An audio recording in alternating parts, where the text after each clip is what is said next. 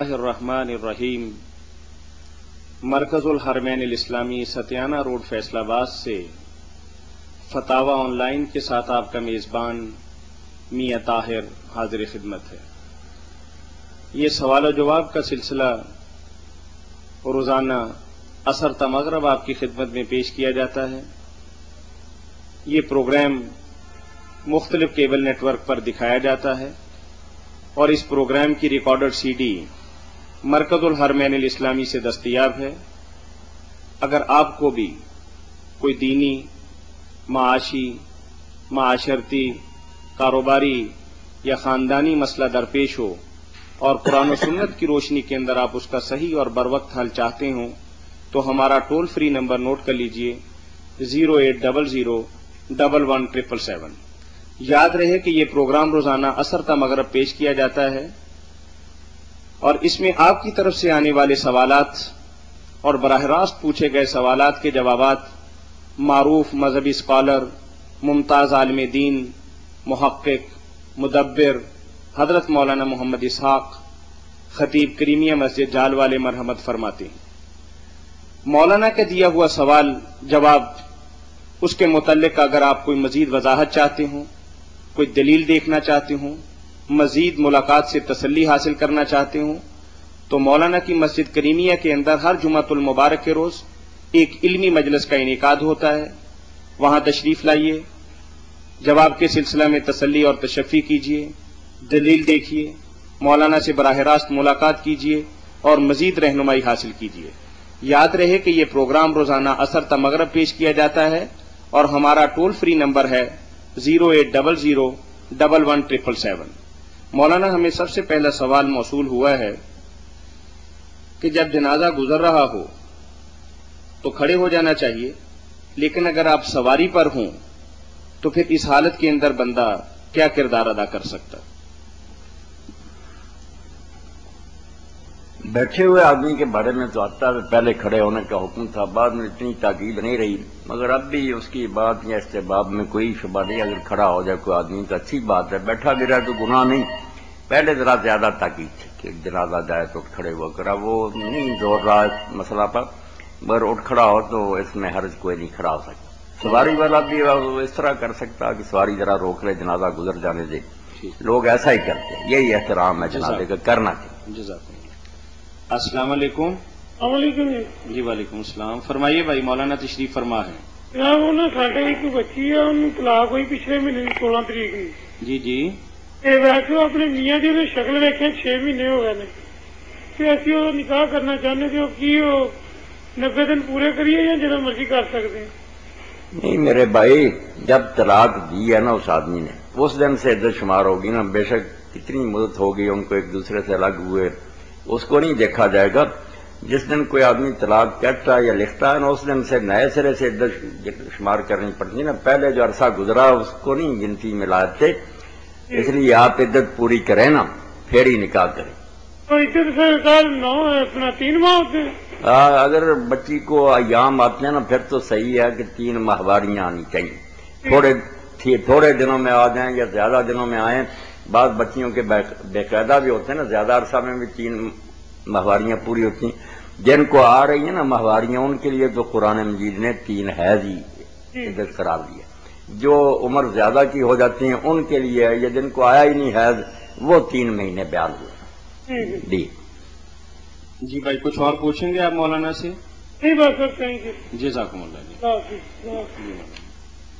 Doctor Nazir صاحب نے ہمیں ایک سوال بھجوایا ہے کہ بعض اوقات جماعت کراتے وقت امام صاحب بڑی جلدی جلدی رکوع و سجود کرتے ہیں، ان حالات کے اندر ہماری نماز کے متعلق کیا ہے؟ اللہ بہت زوردار ہے۔ جی السلام علیکم۔ وعلیکم السلام۔ جی بھائی، جناب مولانا مفتی اسحاق صاحب جی تشریف فرمائیں بھائی۔ اسی 2 بکرے رکھے ہوئے سی ولایت شاہ پیر سر جی۔ 2 بکرے آپ نے رکھے ہوئے تھے پیر صاحب کے نام کے؟ جی جی جی جی۔ ہوں سارے روح اب اگے خرچ کر دیا سے کو کے، تو ہوں دربار شریف کا کام شروع ہے، سو اس تے خرچ کر سکتے ہیں وہ پیسے؟ یعنی آپ چاہتے ہیں کہ وہ بکرے آپ ذبح کرنے کی بجائے بازار میں فروخت کر کے وہ رقم آپ دربار پر لگا دیں؟ جی جی یہی پوچھ رہے ہیں نا آپ؟ جی جی ٹھیک ہے.